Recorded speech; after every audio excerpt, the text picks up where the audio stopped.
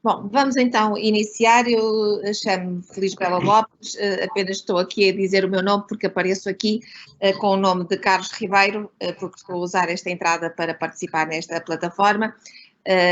Saúdo todos aqueles que nos estão a seguir. Vamos então, como disse há pouco, dar início a esta conversa. O tema é o seguinte: as coletividades em tempo de pandemia. Vou apresentar aqueles com quem a conversa irá decorrer.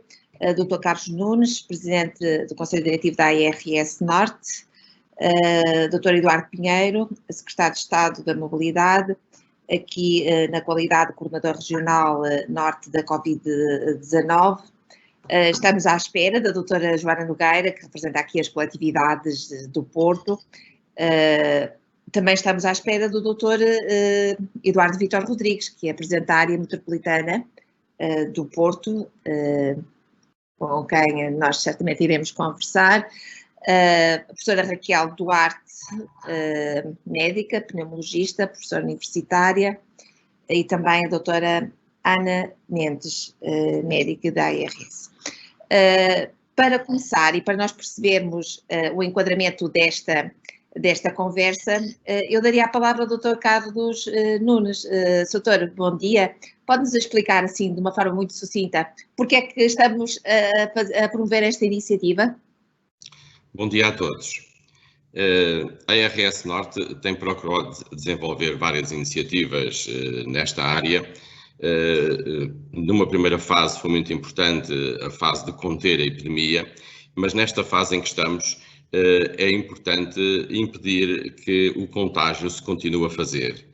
Todos nós sabemos a situação e ouvimos pelos meios de comunicação social a situação que está a ocorrer em Lisboa, e isso leva-nos também a pensar e a planear na ARS Norte ações não só de sensibilização de todos os intervenientes, mas também ações muito eficientes para evitar que situações como a que ocorre em Lisboa voltem a ocorrer no Norte. Nós tivemos um bom desempenho numa primeira fase, conseguimos conter a curva, conseguimos durante o mês de maio diminuir o número de casos. Isto não é um mérito da saúde, é um mérito de todos nós, mas agora nós estamos completamente livres de que nos venha a acontecer uma situação semelhante à que está a ocorrer em Lisboa.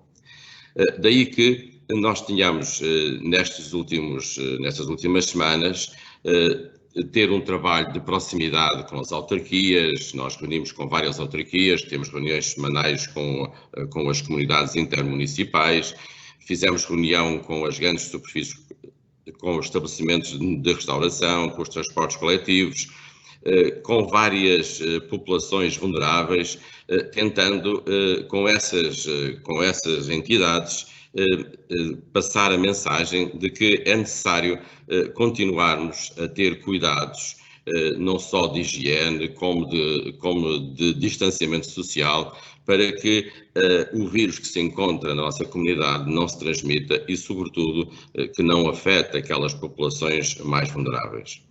É nesta linha de trabalho que surgiu esta oportunidade de trabalhar também com as coletividades. As coletividades têm na sua gênese o ajuntamento de pessoas por diversas razões, não só para a promoção de eventos culturais, recreativos, esportivos, como também representam um importante veículo de convívio entre as pessoas. Não é nossa intenção limitar a sua atividade para além do contexto legal vigente, mas importa fazer chegar a mensagem de como podem e como devem regressar à atividade com as cautelas próprias.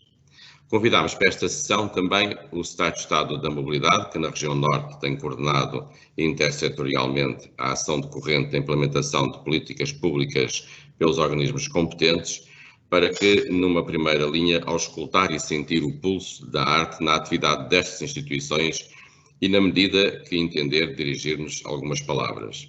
Temos também o Presidente da Área Metropolitana do Porto, para que, na perspectiva da autarquia, que são o poder público de proximidade por excelência, vos transmitir a sua mensagem sobre o que tem sentido das coletividades em geral e dos seus principais anseios, bem como da forma como podem articular com as autarquias com visto a juntos ultrapassarmos estas dificuldades em segurança. Da parte da saúde, temos profissionais como a doutora Ana Carvalho, que é médica de saúde pública e integra o gabinete de crise desta ARS, e a professora Raquel Duarte, que vos poderão esclarecer algumas dúvidas que tenham. A doutora Joana Nogueira, presidente da Federação das Coletividades do Porto, a quem muito agradecemos ter abraçado este desafio desde a primeira hora e que nos ajudou a chegar a todos vós, que agora esperamos se juntem também neste desiderato de conseguirmos todos adaptar-nos a esta fase para a superarmos em segurança. Por fim, deixo um agradecimento à professora Feliz Bela Lopes, que desde a primeira hora nos tem ajudado a comunicar estas importantes mensagens de saúde. Nós achamos que a comunicação é importantíssima nesta fase e é ela que pode fazer a diferença, e aqui, mais uma vez, nos vai ajudar a dinamizar este evento. Muito obrigado a todos. Muito bem, muito obrigada, Dr. Carlos Nunes.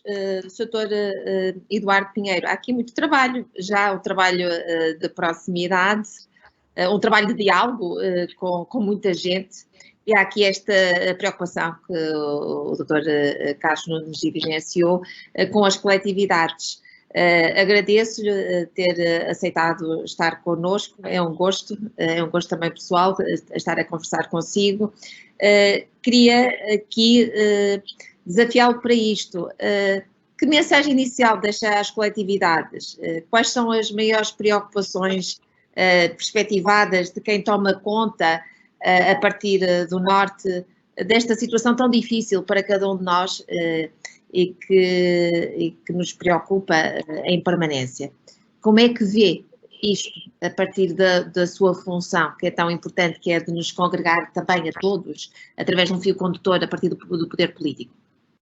Muito obrigado. Antes de mais, muito bom dia a todos os participantes. Também agradecer ao Dr. Carlos Nunes também pelo convite que foi endereçado, que é importante também nesta segunda fase, diria assim. Como ele disse muito bem, tivemos uma primeira fase que o objetivo foi a contenção do contágio e relativamente a isso, nós portugueses, mas e na região norte em particular, que pude participar ativamente, tivemos numa situação extraordinária um empenho e uma capacidade extraordinária de fazer face a todas estas dificuldades. Agora importa, não só para as coletividades, mas para todas as atividades, tenhamos esta capacidade de uma nova normalidade, de continuarmos a manter esse comportamento extraordinário, tanto de todos os portugueses, mas do Norte em particular, e das próprias instituições, que numa situação em que não houve tempo sequer para planeamento ou para grande planeamento, a palavra de ordem foi sempre a ação. Portanto, aqui uma palavra a todas as instituições que tiveram essa capacidade, especialmente no Norte, em que foram identificados os primeiros casos. Portanto,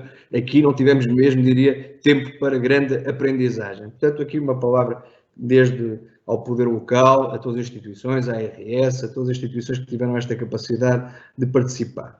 Quando falamos, agora indo mais direto à sua questão, à questão das coletividades, evidentemente que os desafios são grandes. Nós tivemos, durante estes períodos tanto do estado de emergência como de calamidade, cerca de 3 milhões de portugueses que ficaram limitados ou que se viram privados de participar ativamente nas associações, seja de cultura, recreio e desporto. Isto tem, evidentemente, impacto para as próprias instituições, mas também para os próprios. Todos percebemos que não o fazer também era não reconhecer a importância destas coletividades, e todos reconhecemos. Eu, em particular, como ex-autarca, tive a oportunidade de participar ativamente com muitas destas instituições e, portanto, reconheço essa importância. Mas, de facto, estas instituições veem-se neste momento, as coletividades, obrigadas verdadeiramente a reinventar-se, que é uma grande dificuldade. Por um lado, houve um extenso tempo de paragem, diria assim, das suas atividades, quase a 100%, com as pessoas deixarem de frequentar as associações, e é provável algum afastamento até das próprias. É evidente que isso acaba por acontecer. Portanto, agora a retoma, que é desejável, mas é gradual e será necessariamente lenta. E, portanto, com muitas exigências, e aqui a ARS tem um papel importante para nos ajudar a todos, para garantir, seja ao nível dos planos de contingência, seja a todo o nível das medidas que são determinantes para poder retomar esta atividade, mas será efetivamente muito, muito difícil, e imagino mesmo com menos com este afastamento, até com alguma perda de associados que é necessário agora retomar. Portanto, é um desafio que estas coletividades têm. E depois, imagino, a pandemia teve este problema, que muitos dos problemas já existiam, mas foram, diria, potenciados por esta paragem, por todos os problemas. Muitas instituições tinham muitas debilidades, até financeiras, e essas dificuldades vieram ao de cima, mesmo dificuldades organizativas e até dos próprios recursos que tinham disponíveis. Neste momento, imagino que com uma redução de receitas, nomeadamente donativos, mesmo receitas publicitárias de empresas que naturalmente limitaram os seus apoios, haverá certamente um acréscimo destas dificuldades. Portanto, temos que pesar muito bem que é o retomar da atividade que é determinante para a sobrevivência das instituições e para o papel que elas têm, portanto, diria para a sociedade como um todo, para as nossas comunidades, mas, ao mesmo tempo, não pondo em causa todo o trabalho que foi realizado até agora, e posso dizê-lo,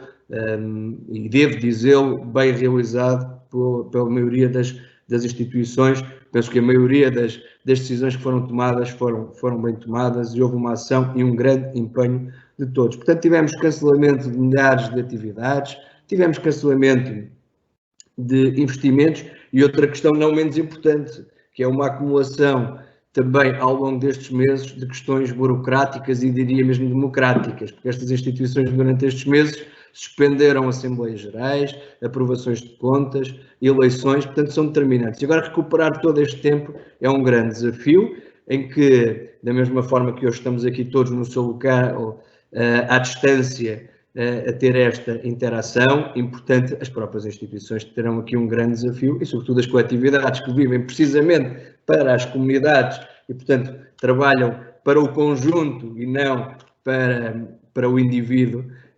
O desafio ainda é maior e parece-me que os próprios dirigentes têm aqui um grande desafio até de formação e todos os recursos humanos destas próprias instituições para poderem fazer face a estes novos desafios. Mas não me alongando mais, o desafio de facto é muito grande e uma palavra, porque precisamos mesmo das coletividades. Muito obrigado. Não temos aqui os rostos daqueles que nos estão a acompanhar, já são 39 pessoas, mas eu estou a imaginá-los a concordar com tudo aquilo que disse na sua intervenção. De facto, estamos num tempo de reinvenção, mas também num tempo em que cada um de nós se debate com grandes dificuldades. E as coletividades estão bastante preocupadas, não temos ainda a doutora Joana Nogueira, mas ela fez-nos chegar, e fez-me chegar também algumas das preocupações das coletividades. Eu já coloquei no espaço de diálogo aqui um pedido para quem quiser colocar questões e eu serei a porta-voz dessas questões para este debate, mas, como eu dizia, as coletividades estão preocupadas, há preocupações de natureza financeira, mas também há muitas preocupações de natureza sanitária e o Dr. Eduardo Pinheiro já salientou aqui o problema das reuniões e dos encontros e eu se calhar iria retomar isso. Professora Raquel Duarte, quais os maiores cuidados que neste verão as coletividades devem ter? Vamos falar de reuniões. Fazem-se reuniões ou não? Assim, nós vamos ter que retomar a nossa normalidade, mas a nossa normalidade não vai ser igual à normalidade da época pré-Covid. Nós estamos numa situação de acalmia, não temos as centenas de casos que tínhamos na primeira fase da pandemia, temos na ordem dos 20 a 30 por dia, é uma situação que é uma situação controlável em que a saúde pública consegue identificar o doente e implementar as medidas de saúde pública, mas é uma situação que não pode ser confundida com uma situação de ausência de risco. E, portanto, se nós quisermos manter esta situação controlada, temos que manter os cuidados, as medidas de prevenção e precaução que tão bem aprendemos na primeira fase da pandemia. Isto quer dizer que tudo se pode fazer, mas mantendo as condições da distância física, de 1,5 m a 2, a higienização das mãos e das superfícies, a usação da máscara em ambiente fechado e, portanto, criar as condições para que se possam fazer todas as atividades, mas cumprindo essas orientações. O que quer dizer que algumas dessas atividades vão ter que ser reinventadas. As reuniões, se puderem ser feitas à distância, exemplo desta própria reunião, desta formação, que é feita à distância, e cada um de nós está no seu local e acabamos por conseguir comunicar e interagir entre todos. E nas situações em que temos mesmo que estar em presença física, respeitar a distância, a utilização de máscara e a higienização das mãos e das superfícies. Uhum. Temos aqui António Leite, que é da direção da Banda de Soto, Feira, que nos coloca aqui a questão dos ensaios, porque se nós podemos fazer à distância reuniões de assembleias, os ensaios podem ser mais problemáticos, e a questão que ele coloca é a seguinte, e aqui podemos partilhar entre a professora Raquel e a doutora Ana Mendes, porque há aqui algumas questões. Que recomendações para aqueles que estão a prever a começar a fazer ensaios? E depois, concertos em locais fechados, quais as limitações que terão de ser fixadas para a sua realização? Poder-se-á iniciar esses concertos neste momento, no verão, poder-se-á fazer isto, concertos em locais fechados? Professora Raquel. É assim, os ensaios, é importante antes de perceber qual é a cadeia, como é que se faz feita a transmissão do SARS-CoV-2, que é o agente responsável pela Covid-19. É pelas gotículas, são emitidas quando a pessoa fala, tosse, ri, espirra, canta, e depois essas gotículas podem ser inaladas, mas também podem depois depositar-se nas superfícies e nós, com o toque, podemos transportá-las para a boca e o nariz. O que quer dizer que ensaios, nomeadamente de canto, que possam promover a libertação dessas gotículas, vão colocar em risco as pessoas que estão na sua proximidade, que vão estar expostas a essas gotículas, inalá-las e até tocá-las. O que quer dizer que, a fazer ensaios, devem ser respeitadas as distâncias. E o ideal, apesar de tudo, é que também se possam fazer os ensaios à distância, e há que reinventar também esses ensaios, a fazê-los em presença física. Tem que ser garantido aquilo que já sabemos, porque não há, é uma situação em que o risco de transmissão da infecção é muito grande. Aliás, há surtos conhecidos, nacionais e internacionais, precisamente de transmissão do SARS-CoV-2 em situação de coros, de ensaios musicais ou de peças teatráticas, as pessoas estão muito próximas umas das outras. Portanto, à distância, sempre possível, em presença física tem que ser cumprido a mesma coisa que deve ser cumprida no nosso dia-a-dia. A distância física, higienização e máscara. Doutora Ana Mendes, e os concertos? Poderemos ter concertos e quando realizarmos concertos, que cuidados devemos ter? Muito bom dia a todos. Antes de mais, gostaria de cumprimentar todos os participantes desta mesa virtual que partilham comigo este espaço e também para cumprimentar todos aqueles que estão a participar neste webinar.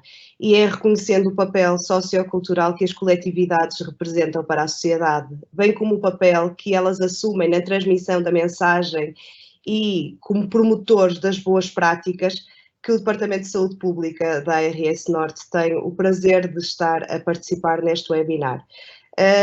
Não posso deixar de reforçar aquilo que a professora Raquel Duarte referiu. Portanto, mesmo os concertos deverão ser mantidas aqui uma série de regras que são transversais a todas as atividades que nós fazemos, quer sejam elas culturais, quer sejam elas de índole mais pessoal, que são o distanciamento físico, a utilização da máscara sempre que em espaços fechados ou sempre que em espaços abertos não seja possível manter este distanciamento ou então haja dúvida, e pelo princípio da precaução mais vale utilizar a máscara do que não a utilizar. Cuidados reforçados na higienização das mãos e também a adoção de medidas de etiqueta respiratória. Nos concertos é muito importante a disposição de quem vai participar no concerto, não é? Portanto, quem vai cantar, quem vai tocar, a forma como se posiciona, garantindo este distanciamento físico entre todos aqueles que o irão fazer, bem como também as condições do próprio espaço. É muito importante que seja um espaço arejado de forma natural, sem recurso a ar-condicionado que promova a recirculação do ar, portanto também deverão ser tidas em considerações estas condições em termos estruturais para que possamos realizar este tipo de eventos em segurança. E depois também ter aqui em consideração o próprio público, a forma como se distanciam, como se relacionam, portanto tentar de facto promover que haja um relacionamento entre pessoas da mesma família, evitando contactos próximos com pessoas que nós normalmente não nos relacionamos. Muito bem. Eu vou insistir nas reuniões, porque temos aqui, vou já aos maltares, também tenho aqui uma pergunta, mas vou insistir nas reuniões. Professora Raquel, temos aqui uma das pessoas que nos acompanha nesta conversa, que diz que pertence a várias instituições, a várias coletividades, e que nesse âmbito tem feito já ou tem participado em reuniões presenciais. Quando se fazem essas reuniões presenciais, quais são os 3 maiores cuidados que quem organiza deve ter? Vamos repetir, acabamos por cair sempre na mesma situação. Portanto, temos que garantir que o local é ventilado e arejado e espaçoso, no sentido de garantir que a distância entre cada um dos intervenientes é de cerca de 1,5 m a 2. Portanto, espaço, distância entre todas as pessoas que intervêm na reunião. Higienização do espaço, cumprimento da etiqueta respiratória, utilização de máscara. São as regras fundamentais. E atenção ao número de pessoas que vai participar na reunião. Nós temos grupos pequenos, portanto, de forma a garantir que todas as pessoas participam na reunião em segurança. Ambiente fechado, colocação de máscara. Atenção, que a máscara é apenas uma situação, uma barreira física que vai ajudar, complementar a distância. Portanto, a máscara não previne, não evita que a pessoa tenha que manter a distância entre os vários intervenientes da reunião. Portanto, é fundamental isso. Espaço, distância, máscara, higiene. Vamos a aspectos concretos. Okay. Imaginar uma sala, as pessoas estão todas com máscara, respeitam o distanciamento social, é um fim de tarde muito quente, de verão, a máscara dificulta a fala, todos nós já experimentamos isso. Quando há uma intervenção, poderemos tirar a máscara? É avisado fazer isso? O ideal é que não retire a máscara. Portanto, vamos então a uma situação real. Tenho uma sala, portanto, a melhor maneira de garantir que há espaço, distância, é garantir que as próprias cadeiras já estão identificadas e já estão espaçadas. Se as cadeiras forem fixas, garantir que ninguém se senta nas cadeiras do meio, portanto, garantindo que as pessoas se sentam especificamente a uma distância de 1,5 m a 2. Está muito quente, janelas abertas, portas abertas, de modo a garantir que o espaço é suficientemente ventilado. Temos o espaço, temos ventilação, mas devemos usar a máscara. E devemos usar a máscara sempre. Repare, para que é que serve a máscara? A máscara serve para que a pessoa que está infectada não solte gotículas que vão ficar no ar ou que vão depois ficar depositadas na superfície. Portanto, o ideal é que a pessoa utilize a máscara sempre. Muito bem.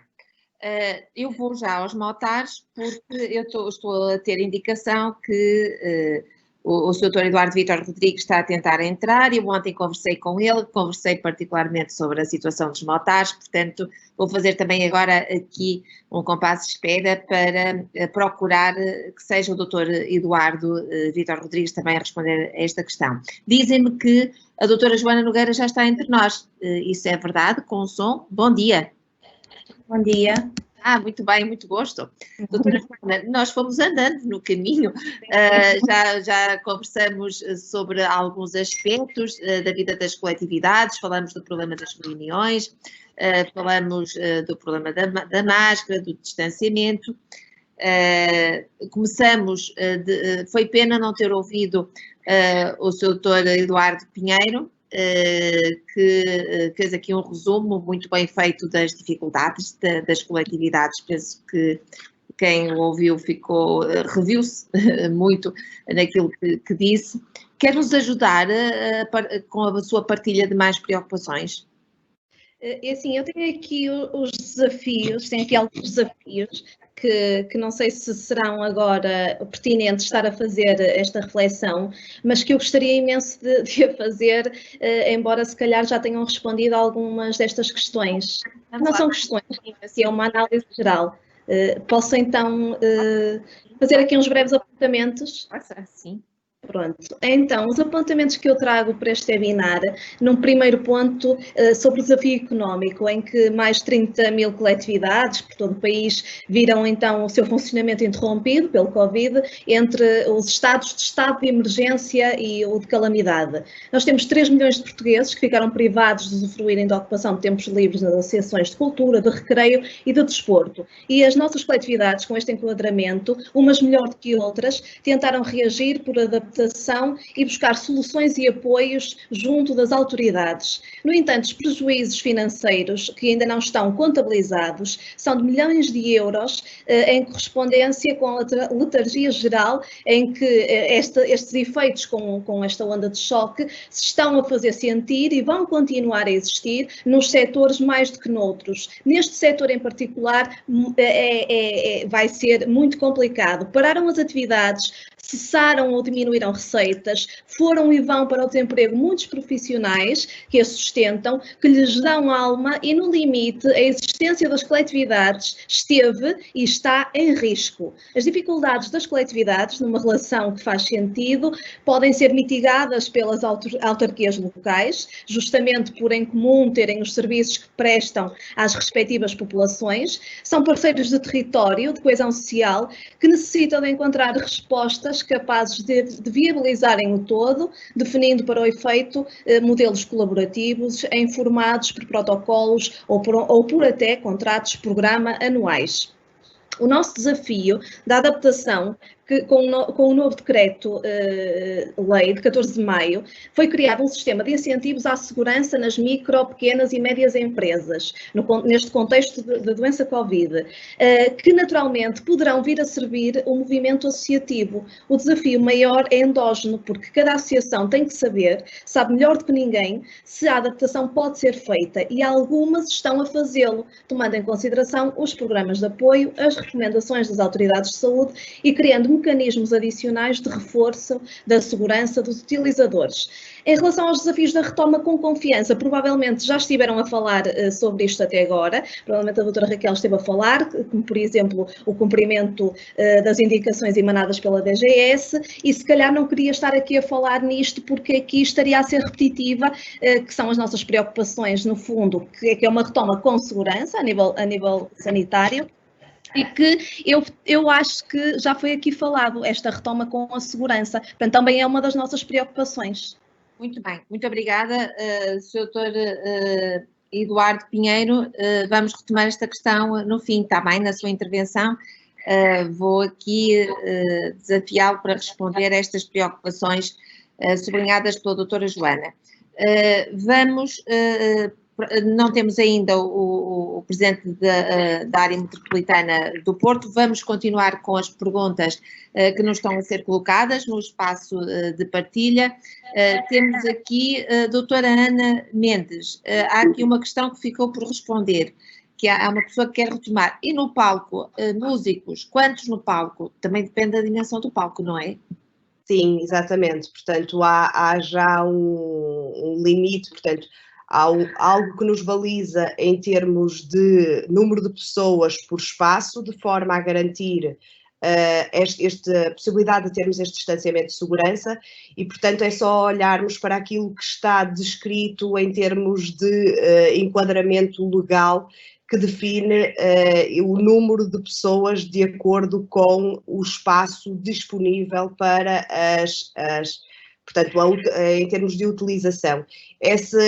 O que está definido são 0,05 pessoas por metro quadrado, o que significa porque por cada 100 metros quadrados que deverão estar 5 pessoas para garantirmos o espaçamento de 2 metros entre cada uma. Muito bem.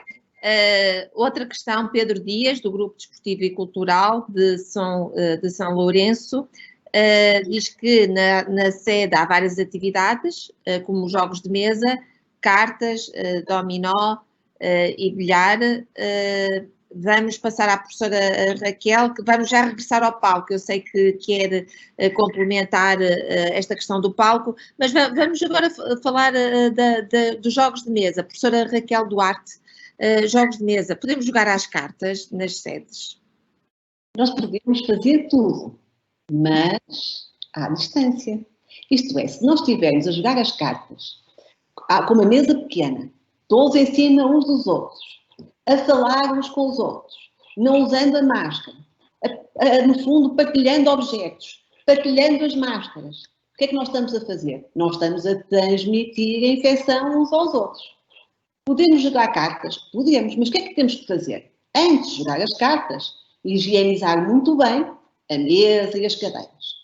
Selecionar uma mesa suficientemente grande, de forma que as pessoas possam estar a 1,5 m, 2 metros, uma da outra.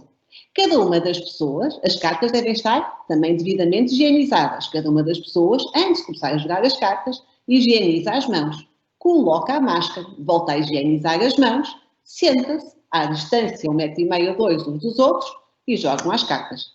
Isto é, não vai ser a mesma coisa que era antes, estávamos todos uns em cima dos outros, até tínhamos uns amigos aqui em cima de nós, no fundo, a mandar uns palpites sobre o nosso jogo. Não vai ser a mesma coisa.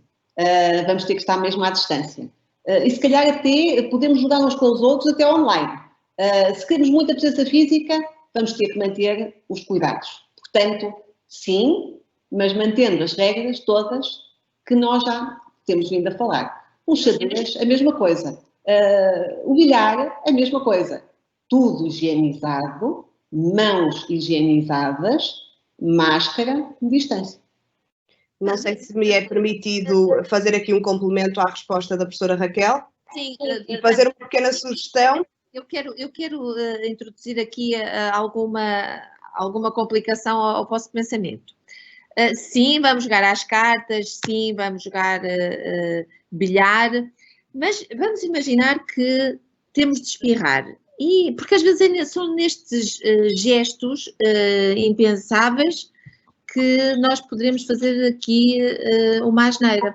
Muito bem, muito boa questão. Não é? Vamos tocar nas cartas. O que é que nós temos em primeiro lugar? Deixa-me só, já agora, o que é que nós temos em primeiro lugar? Em primeiro lugar, nós estamos num ambiente fechado, estamos com amigos, estamos à distância. O que é que nós temos? Higienizamos as mãos. O que é que nós temos? Temos uma máscara bem colocada, a tapar o nariz e a boca, adequadamente. Isso aqui é uma preparação, vir de máscara. Higienizamos as mãos. Vamos espirrar ou tossir. Vamos cumprir a etiqueta respiratória. Vamos tossir ou espirrar para a prega do cotovelo. Portanto, e voltamos a higienizar as mãos e mantemos a máscara. Agora vou tirar a máscara porque estou aqui sozinha. Ok, muito bem. Doutora Ana, faz favor. Sim, eu iria fazer uma sugestão. Em vez de estes jogos serem feitos no interior das sedes, sempre que houver espaço, estes jogos serem dinamizados no exterior, mantendo na mesma estas regras, mas assim diminuímos ainda mais o risco. Muito bem. Então vamos aqui para a pergunta, doutora Ana, vou continuar consigo, para a pergunta do diretor cultural dos Guindais, Carlos Alves, que diz que junto ao Rio Douro é costume organizarem-se concursos de pesca amadora entre coletividades. É no exterior e diz que poder-se aqui garantir a distância. A pergunta é, podemos começar a organizar estes encontros? Sim, se de facto cumprem estas regras, podem iniciar a dinamização deste tipo de atividades. Agora temos que ter em questão aqui uma situação que é importante referir, que é também dar cumprimento àquilo que está a vigorar em termos legislativos na atualidade, e nós sabemos que isto também se vai manter na próxima resolução de Conselhos de Ministros, que já foi falado, que é tentar não promover eventos que levem a uma aglomeração superior a 20 pessoas, exceção, claro, se estas 20 pessoas pertencerem ao mesmo agregado familiar, não é? Portanto, tudo o que possa promover ajuntamento de pessoas, mesmo que seja no exterior, não deverá ser dinamizado. Portanto, desde que haja este cuidado e a garantia da adoção das medidas transversais que nós temos vindo a abordar, não há qualquer inconveniente na dinamização deste tipo de atividades.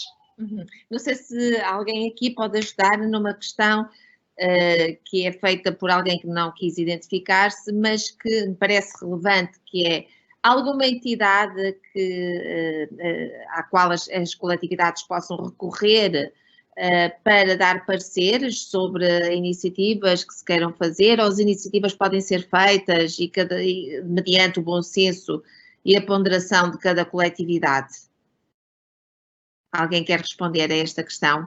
Em caso de dúvidas, ou é necessário parecer, por exemplo, arrancar com os concursos de pesca, é preciso algum parecer ou poder-se-á fazer isso? Por exemplo, um encontro, vamos aos motares.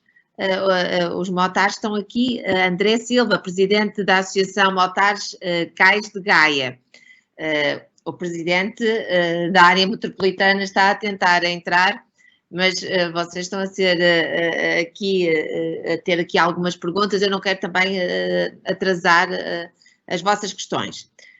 Os motares têm vontade de retomar os encontros, são muitos, e agora colocam aqui um argumento. Sr. Secretário de Estado, ouça este argumento, é que se os motares forem adiando os seus encontros, também isso tem algum impacto nos cafés e nos sítios onde costumam encontrar-se. Mas eu vou à parte sanitária, primeiro, antes de falar de algum impacto económico junto de bares e de cafés.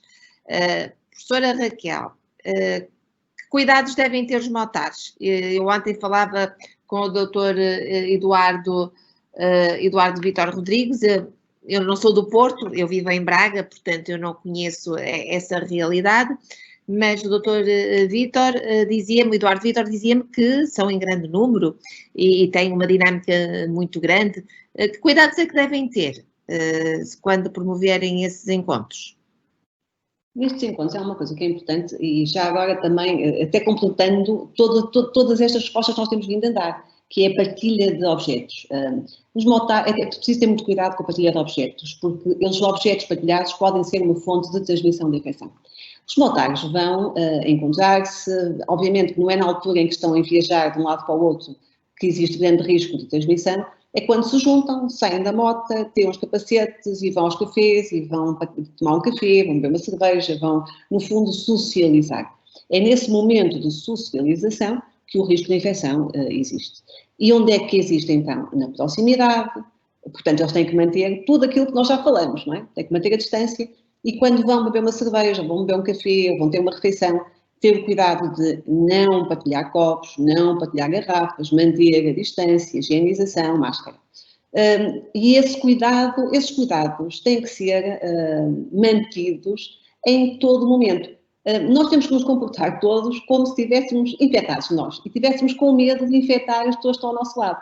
E se nos comportarmos dessa forma, nós vamos estar permanentemente a tentar estar distanciados das outras pessoas, tentando manter a etiqueta respiratória cada vez que quisermos espirrar. Se tivermos o nosso copo, é o nosso copo, não andamos a partilhar, nem andamos a partilhar o copo do nosso amigo, e mantemos todos estes cuidados que fazem com que a cadeia, a possibilidade de transmissão seja mais reduzida. Portanto, os motares, o risco é na fase de socialização e, portanto, é nesse momento que devem manter as cautelas.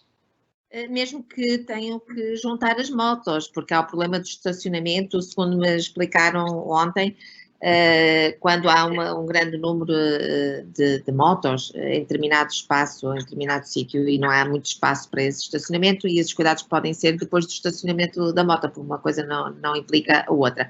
Queria voltar, doutora Ana Mendes, ao ar-condicionado, porque há aqui quem tenha ficado com dúvidas e que esteja a perguntar: é melhor então não pôr o ar-condicionado a funcionar no verão, nas coletividades?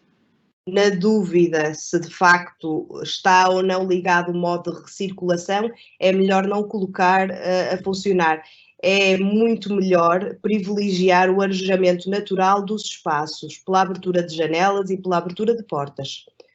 Muito bem. Mas isso são questões que também podem ser colocados às empresas que também fazem a manutenção para esclarecerem esta dúvida, não é? Portanto, se o ar-condicionado está a funcionar no modo de recirculação ou não. É importante que ele esteja, se for colocado a funcionar, que esteja em modo de extração, para evitarmos que o ar circule dentro do espaço e assim diminuirmos o risco da propagação do vírus dentro da sede, não é? Muito bem, vamos regressar à questão dos palcos, porque ela está a suscitar outras perguntas.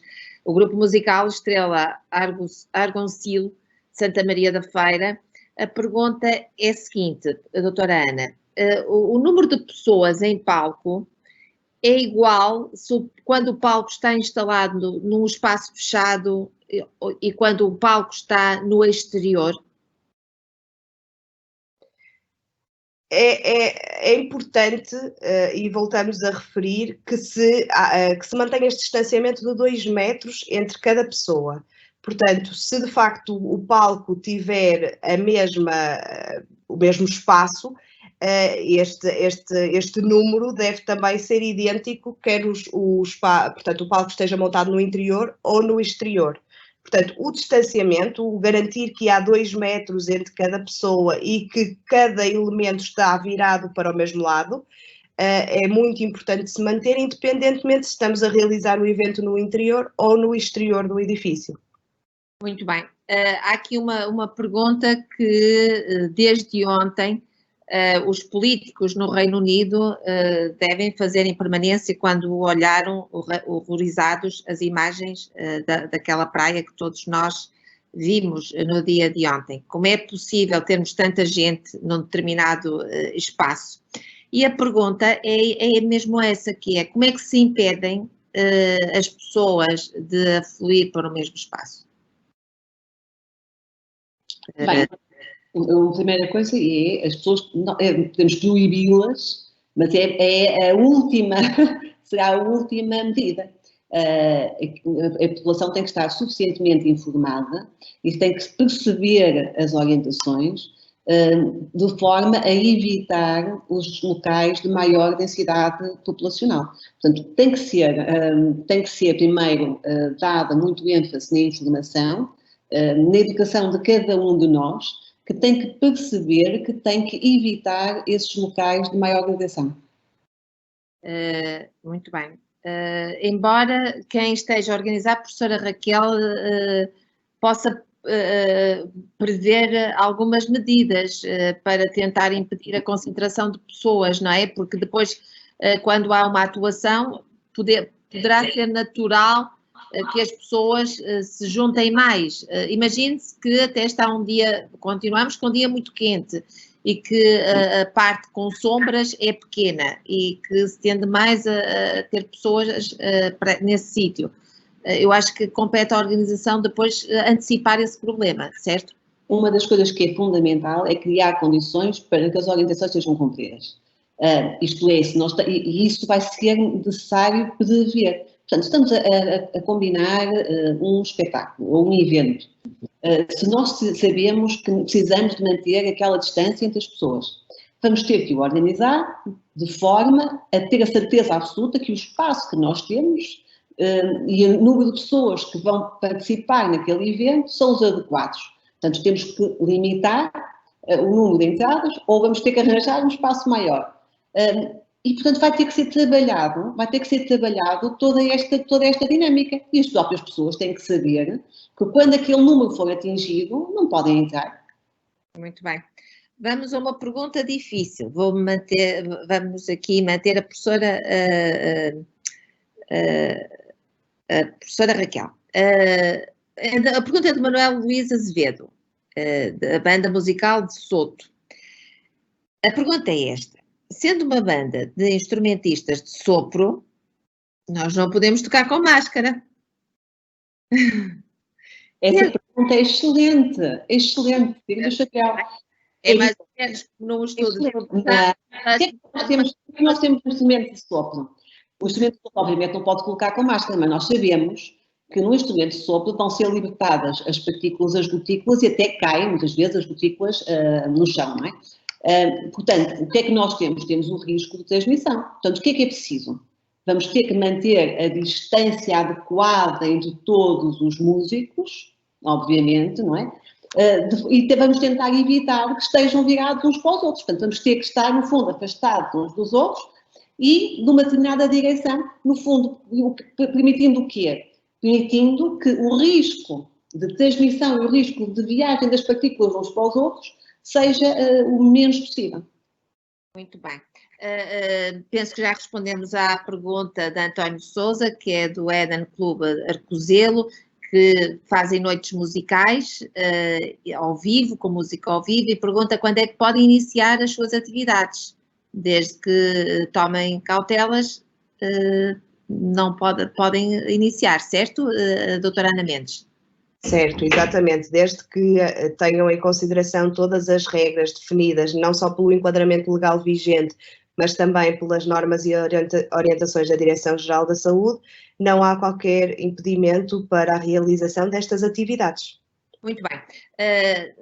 Nós tínhamos previsto falar também de desporto, com o Dr. Eduardo Vítor, que não está a conseguir entrar, mas não vamos deixar esta área que é tão importante para as nossas coletividades em branco. Professora Raquel, que cuidados para as coletividades que tenham esta natureza desportiva, os balneários, os equipamentos, vamos para os treinos, já vimos equipados de casa, tomamos banho nos balneários, sim ou não, que cuidados devemos ter? Os cuidados que temos que ter são exatamente os mesmos. E se nós pensarmos sempre nestas 4 regras que nos devem reger quase o nosso dia-a-dia, ou cada uma das nossas atitudes, o que é que nós temos que ter? Nós podemos tomar o banho, mas temos que garantir que o espaço é devidamente higienizado. Reparar sempre que nós podemos ficar infectados de 2 maneiras, pela inalação das partículas e pelo toque das superfícies. Portanto, todos os espaços têm que ser devidamente higienizados. Nós próprios devemos manter a distância.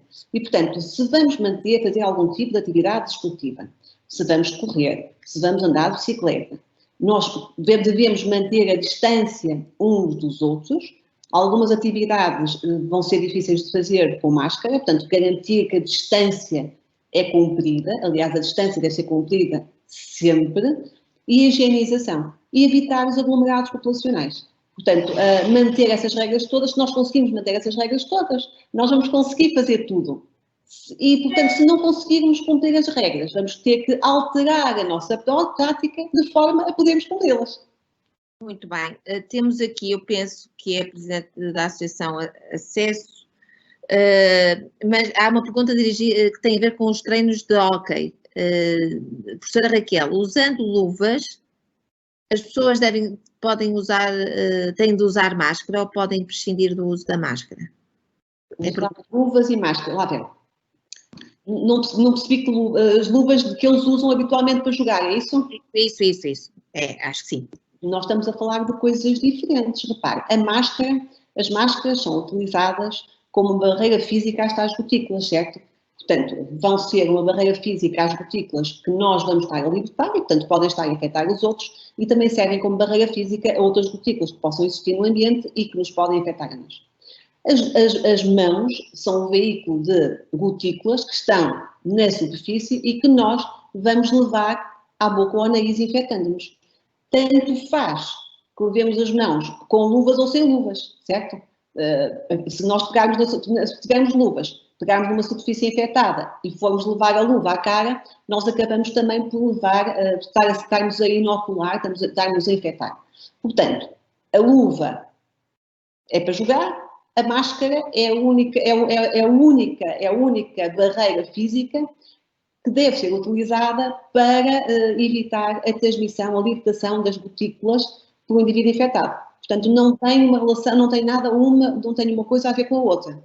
Sim. Há muitas perguntas já direcionadas para atividades no exterior, se no exterior podemos ter mais pessoas, se o espaço for maior. Doutora Ana Mendes, vamos aqui introduzir outros elementos, aspectos mais práticos. Bailes, sim ou não? Podemos dançar com cuidados? Churrascos, podemos fazer churrascos ao ar livre? Bem, isto são perguntas um bocadinho complicadas de responder, mas sim, podemos dançar, dançar faz bem à nossa saúde mental. Agora, não devemos é dançar, porque isso implica uma proximidade muito grande. Estamos a pensar naqueles bailaricos de senso comum. Não devemos é dançar com pessoas que nós não nos relacionamos, não é? Por exemplo, eu com o meu marido poderei dançar e terei todo o gosto em fazê-lo, mas agora se calhar eu com um amigo que não me relaciono todos os dias, se calhar esta proximidade não é desejável.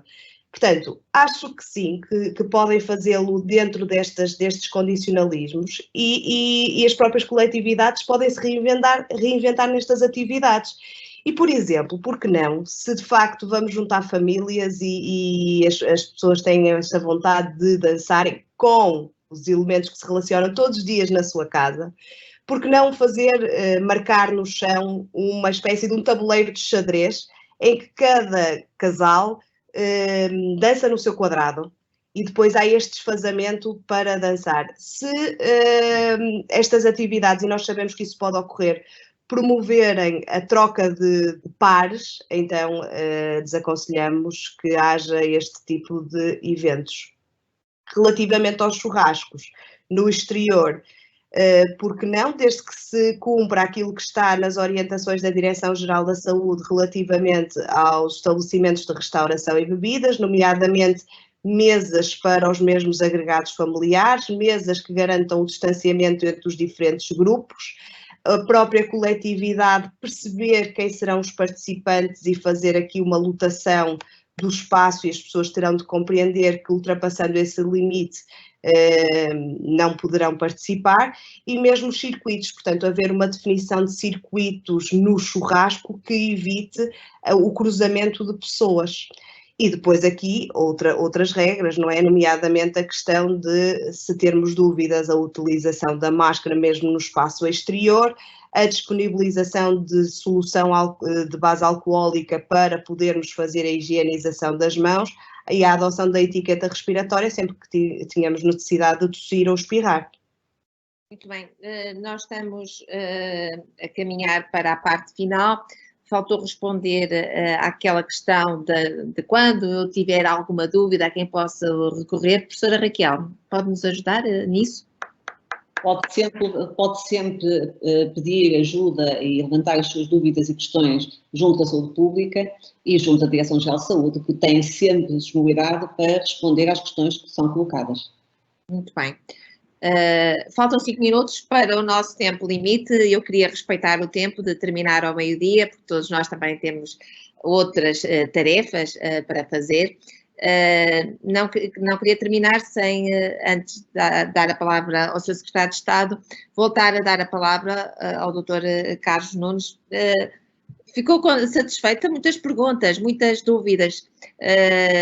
Acho que esta iniciativa é meritória, esta proximidade e ouvir estas dúvidas. São muitas as que tenho aqui. Eu espero, para as 49 pessoas que nos estão a seguir, ou a partir dos 49 postos de computador, espero que tenhamos respondido a praticamente todas. Eu tentei ir lendo, ir agrupando.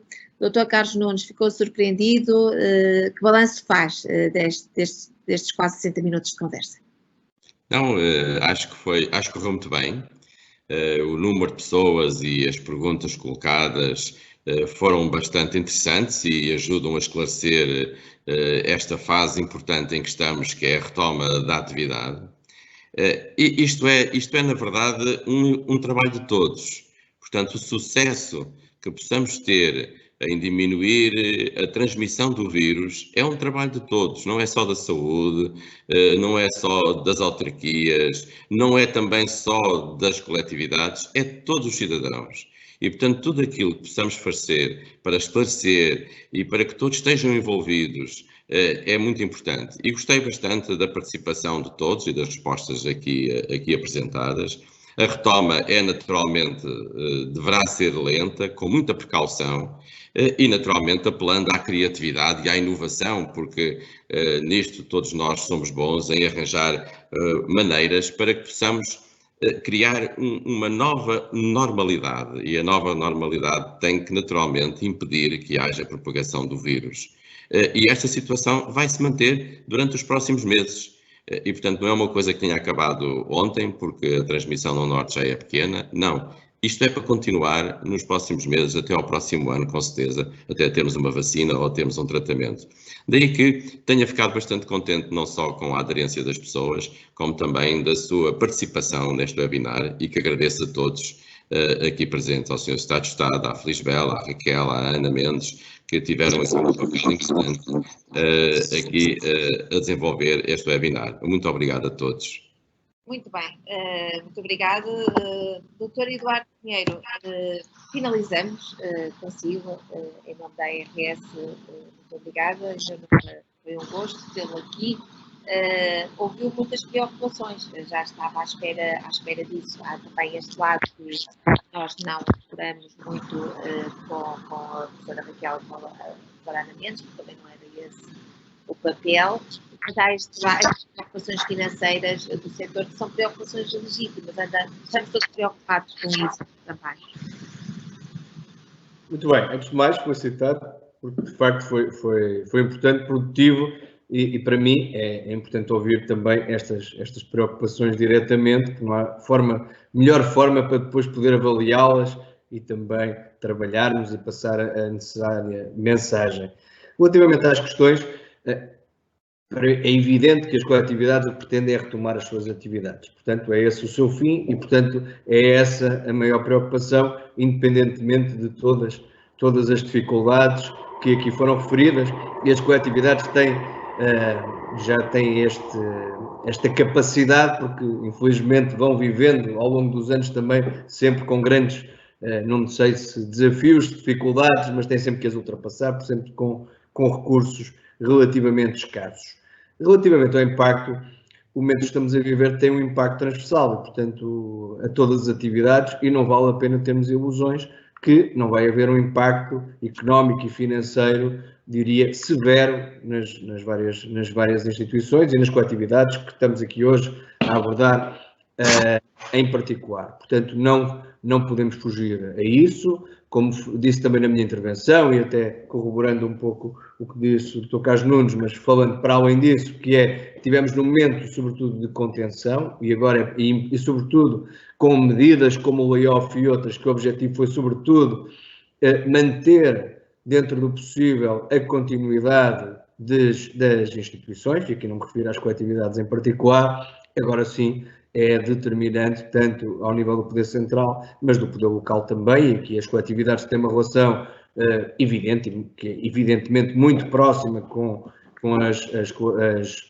os municípios, com as autarquias, e portanto também é preciso aqui ter o reinventar, porque não estamos, falamos aqui não é voltar à normalidade, foi aqui dito várias vezes esta hora, é retomar a uma nova normalidade, e esta retoma em segurança tem que ser feita, e sobretudo também tem que ser feita com muita imaginação, e penso que temos essa capacidade de o fazer, e dessa forma também assegurar que algumas das receitas, até pelas parcerias que existiam, nomeadamente existem com os municípios, possam ser, não só com os municípios, mas refiro aqui a importância do poder local, possam ser retomadas. Agora, não há dúvida que o determinante é termos uma população também, como foi dito, informada, em que garante também os seus comportamentos.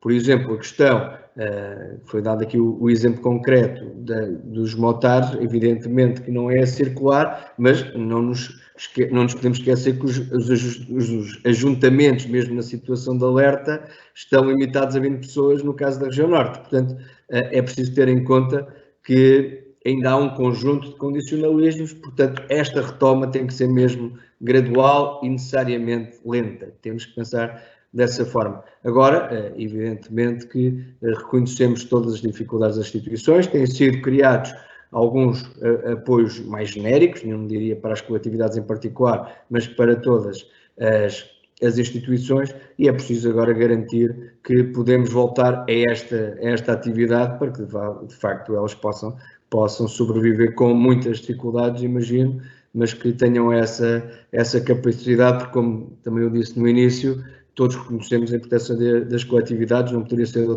de outra forma, e portanto tem que continuar, porque efetivamente foram aqueles que foram mais afetados, porque a sua atividade depende da proximidade e menos da distância. A distância física, ou o distanciamento físico, é um dos requisitos que estamos, no fundo, a ter que cumprir para assegurar questões de saúde pública. Portanto, a dificuldade é grande.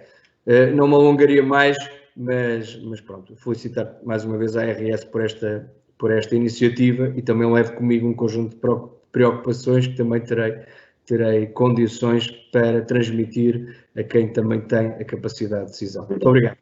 Muito bem, muito obrigada.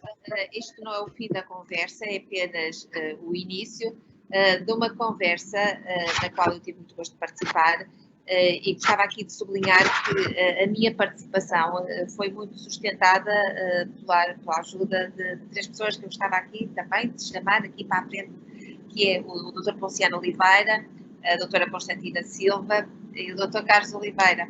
Sem eles eu não conseguia ter este fio condutor, e sem vocês que estiveram aqui a participar, esta conversa não seria possível. Muito obrigada aos 4, o Dr. Carlos Nunes, o Dr. Eduardo Pinheiro, a Dra. Ana Mendes, a professora Raquel, aos 5, a Dra. Joana Nogueira, e aos quase 50 participantes que nos seguiram. Muito obrigada, prometemos continuar a conversa. Saúde para todos. Bom dia. Bom dia. Bom dia. Bom fim de semana. Bom dia a todos. Bom fim de semana. Bom dia.